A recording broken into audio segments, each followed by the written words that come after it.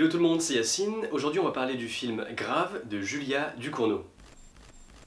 L'histoire. Issue d'une famille de végétariens, Justine, à 16 ans, rejoint une école de vétérinaire où se trouve déjà sa sœur aînée. Lors d'un bizutage, elle va être forcée de manger de la viande pour la première fois de sa vie. Elle va ainsi révéler sa vraie nature. Alors oui, c'est un film qui traite du cannibalisme. Il est interdit aux moins de 16 ans. Ce qu'il faut savoir, c'est qu'on n'est pas du tout dans la démonstration du gore. Au contraire, les scènes sont aussi brutes qu'inattendues. Sortie du cocon familial, Justine va vivre en vitesse accélérée le passage à l'âge adulte. Elle va vite découvrir que l'adaptation est la clé de la survie. À travers son changement en cannibale, elle se redécouvre.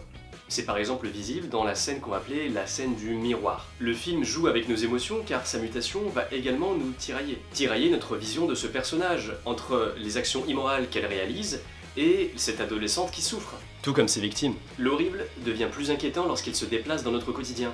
Et c'est une idée que l'on retrouve dans toute la mise en scène. Dans les visages en contre-plongée, la dissection des animaux, et aussi le parallèle fait avec la respiration du cheval et la respiration de Justine. Sans compter les nombreuses références.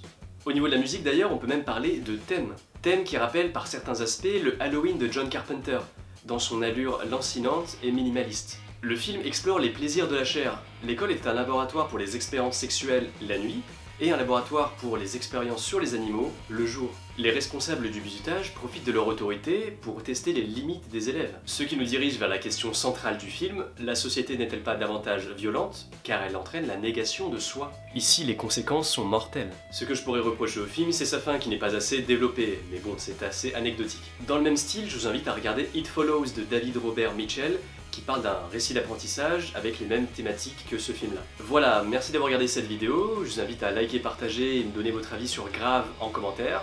On se retrouve très vite, salut!